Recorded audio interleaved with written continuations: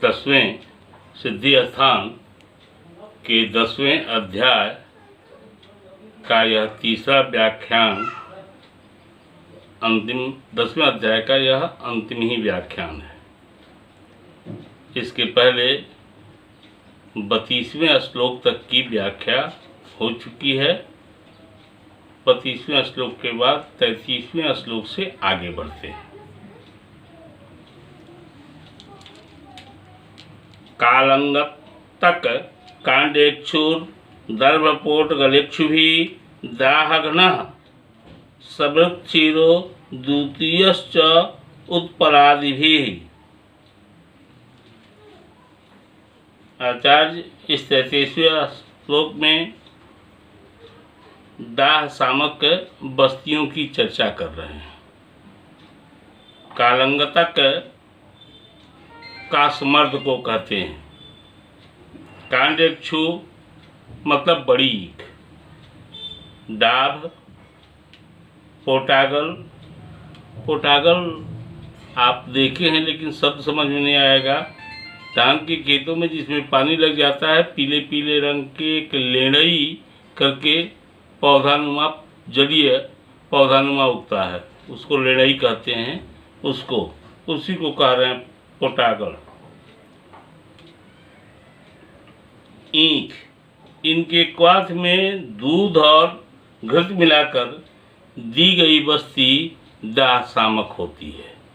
एक बात मैं चाहता हूँ कि एक बात और ध्यान देना चाहिए कि यह द्रव्य तो उपलब्ध हैं, सभी जगह है। अब आप कितना मेहनत करके द्रव्यों में द्रव्यों को पहचानते हैं, यह आपके ऊपर डिपेंड करता है। हम भी आपकी मदद कर सकते हैं, बशर्ते कि आपके दिमाग में इसको जानने समझने की लिप्सा जगे। यहाँ बस्ती की चर्चा हो रही है। मैं तो कहता हूँ कि इनके क्वाथ का प्रयोग सीधे भी आप कर सकते हैं और काफ़ी लाभकारक ये औषधियाँ होती हैं। उत्परादिगण के क्वाथ में दूध और घृत मिलाकर दी गई बस्ती दाहनाशक होती है। दाह शमन के लिए इसे क्वाथ बना करके मुँह से भी पिला सकते हैं। और इसकी बस्तियों की चर्चा जहाँ हो रही कि बस्ती देना है, तो बस्ती तो अत्यंत लाभकारी होती है। आइए 34वें और 35वें श्लोक को देखें। इसमें परिकर्तिका नाशक बस्तियां हैं। गुदे में कैंची से काटने की तरह जो वेदना होती है, उस वेदना के शमन के लिए यहाँ बातें बताई जा रही हैं। कर्बूरदार आढ़की नीप विद्युलई क्षीर साधितई बस्ति प्रदेयो बीजा सीता समधु शर्करः परिकर्ते तथा वृंते श्रीपर्णी कोविदार्जयी देयो बस्ति सुवैद्यस्तु यथावद विदित क्रियई।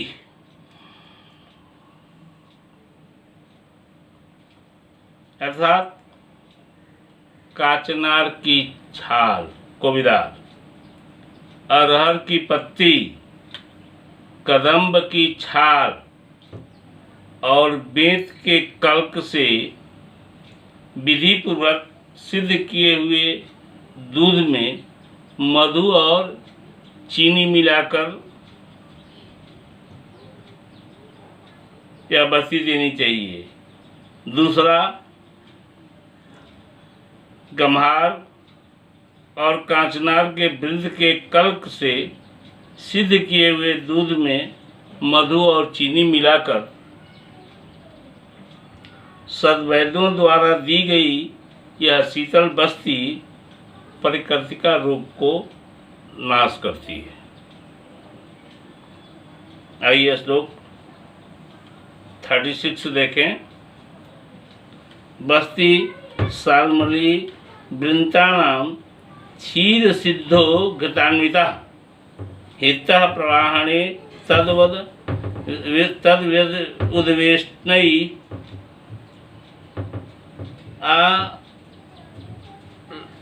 आल आल तदुद्वेष्टै न कुमलिकस्य च।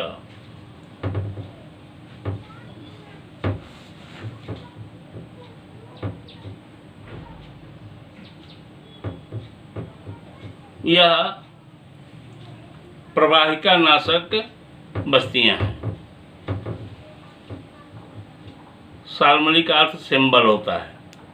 सेमर के वृद्ध के कल्क से विधि पूर्वक सिद्ध किए हुए दूध में घृत मिलाकर, अथवा मोच दूसरा मोच रस से विधि पूर्वक सिद्ध किए दूध में घृत मिलाकर दी गई बस्ती प्रवाहिका रूप में हितकर होती है। श्लोक 37 देखें। अश्वारोहिका काकनासा राजकसेरुकै सिद्धा क्षीरे अति योगेशु क्षौदंजन घृतै युक्ता। यह विरेचन में जो अति विरेचन होना शुरू हो जाता है, उसके अति योग में नाशक बस्तियों की चर्चा यहाँ है। अश्वरोहिका का यहाँ आचार्य दो अर्थ लगाए हैं। या तो बड़े शाखों का बड़ा बड़ा पत्ता सागवान का, और दूसरा ताल मखाने का पत्ता। यहाँ दोनों अर्थ लिया गया है इसमें। काकनासा बड़ा कसेरू, इनके कल से विधि पूर्वक सिद्ध दूध में मधु रसवत और घृत मिलाकर बस्ती देने से विरेचनात् योग समाप्त होता है। और न्योग्रोदादि चार, न्योग्रोदादि गण चारी हैं। बट, पीपल, पाकड़ और गूलर, इन्हें न्योग्रोदादि वर्ग की औषधि मानी जाती है। द्रव्यों के छाल से, इन चारों के छाल के कल्क से विधि पूर्वक सिद्ध किए हुए दूध में मधु रसवत और घृत मिलाकर दी गई बस्ती विरेचन के अति योग में हितकारी होती है।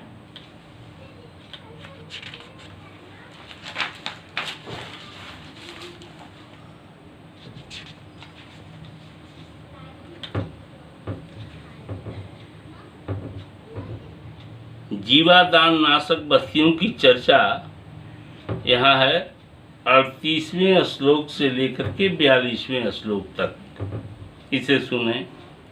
बृहति क्षीर काकोली कृष्णपर्णी सतावरी काश मर्द बदरी दूर्वास तयोशीर प्रियंगवा जीवादाने सदौ क्षीरे दौघदान संयुक्तौ बस्ती प्रदेयो बीसजा शीतौ समधु सरकरौ गो अव्यया माहिष क्षीरे जीवनीय युक्तस्तथा सैण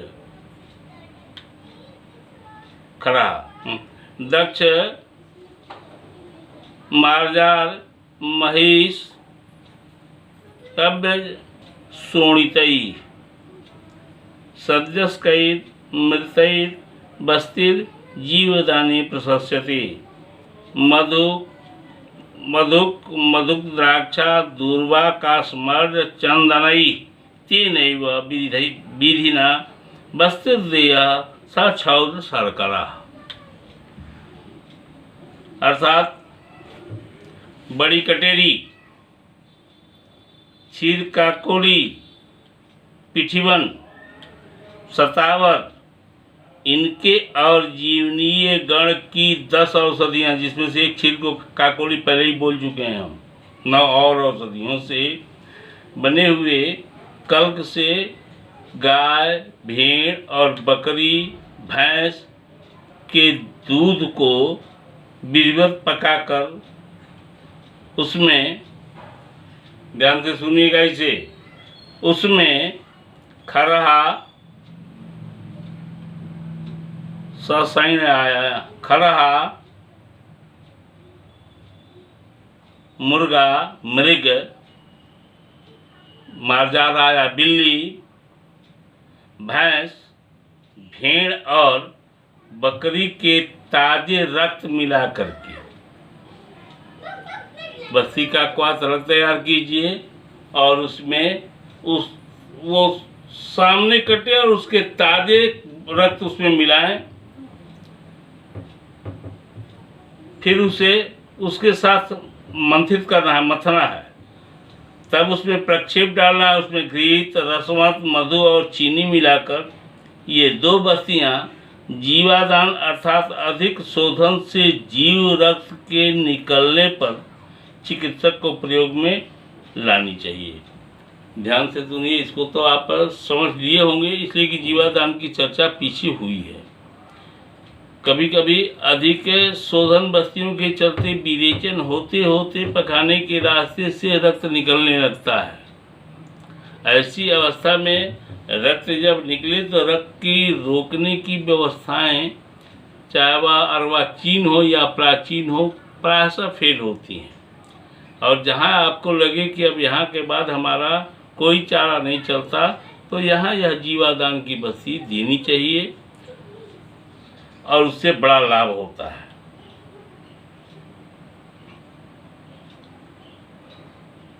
ये दोनों बस्तियां जीव रक्त निकलने पर सर्वश्रेष्ठ है, इनसे रुक ही जाता है।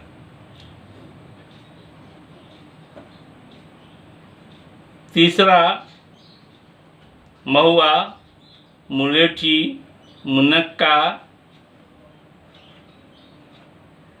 दूब, गम्हार की छाल, लाल चंदन, इनको और जीवनीय गण की 10 औषधियों के कल्क से गाय, भेड़, बकरी, भैंस के दूध को विधिपूर्वक पकाकर उसमें फिर इस योग में भी, तीसरा योग बोल रहा हूँ, इस योग में भी खरहा, मृग, मुर्गा, बिलार, भैंस, भेड़ और बकरी के ताजे रक्त को मिला कर मथ कर मधु और चीनी मिलाकर बस्ती देनी चाहिए।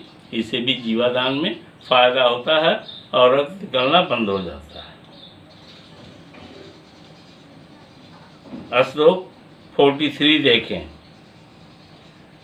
मंजिष्ठा सारिवा अनंता पयस्या मधुकैस्तया शर्करा चंदन द्राक्षा मधु धात्री फलोत्पलाई रक्त पीते प्रमेय हेतु कषाय सोम बलकजा। यह युग जीव की लोलुपता और असंयमित जीवन जीने की है। ऐसी अवस्था में रक्तपित्त वाले केस ज़्यादा मिलते हैं और रक्तपित्त के चलते भी गुदा मार्ग से रक्त निकलता है। ऐसी अवस्था में रक्तपित्त नाशक 2 बस्तियों की चर्चा यहाँ आचार्य कर रहे हैं। मजीठ, अनंतमूल, अनंता, अनंता का ध्यान तो लाभा रखिए। पयस्या, पयस्या क्षीरबिदारी को कहते हैं। और मुलेठी के कल्क से विधिपूर्वक पकाए हुए दूध। दूसरा जो चीनी, लाल चंदन, मुनक्का, मधु, आंवला, नीलकमल, इससे निर्मित बस्ती का प्रयोग करने से रक्तपित्त का नाश होता है। गुदा के अतिरिक्त अन्य भी जगहों से जो रक्त निकलते हैं, इसमें कान से, नाक से, मुंह से, मेढ मार्ग से, रक्तपित्त में सभी जगह से रक्त निकलते हैं। ऊर्ध्व और आधा करके इसको वर्गीकृत किया गया है। वैसे में भी आप इसको क्वाथ बना करके भी या दूध में मिला करके भी रोगी को पिलाते हैं तो इससे लाभ मिलता है। मतलब यह कि लाल चंदन, मुनक्का, आंवला और नील कमल से दूध पकाकर चीनी और मधु मिलाकर रक्तपित्त में देना चाहिए।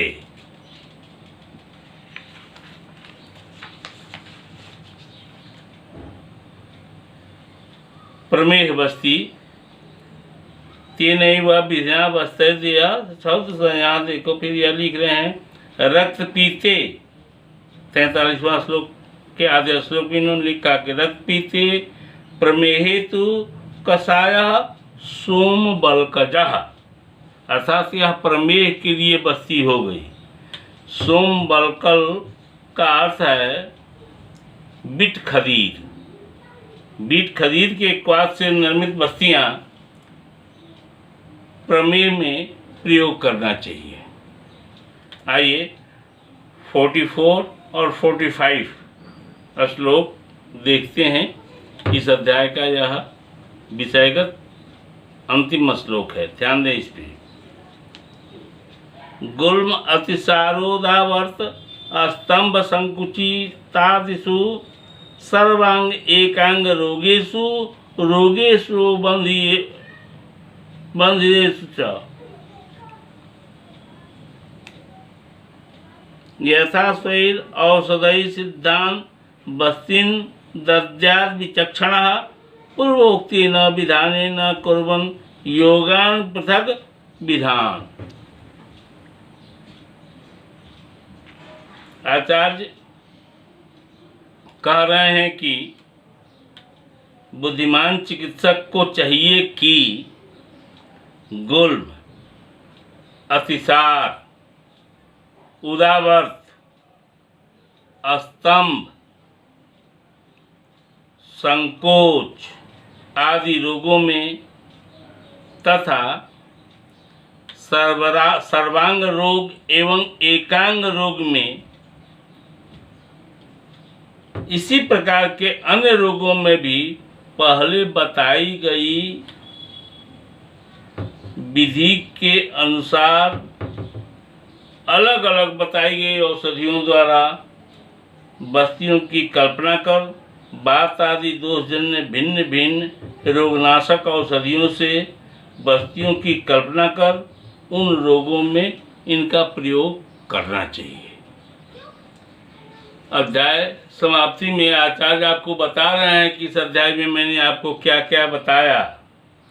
इस तरह इस अध्याय में वातादि दोषों के नाशक, वातादि दोष माने वात पित्त कफ के अलग अलग तीन बस्तियां बताई गई हैं। रोगनाशक 4 बस्तियां अर्थात पक्वाशय शुद्धि के लिए,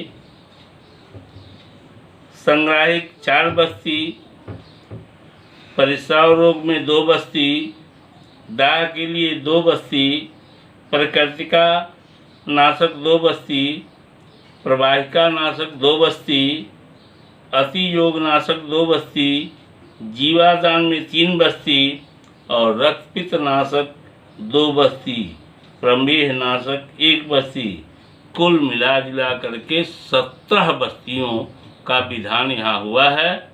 और इसी के साथ यह अध्याय 10वां अध्याय समाप्त होता है। आगे का व्याख्यान 11वें अध्याय में होगा। धन्यवाद।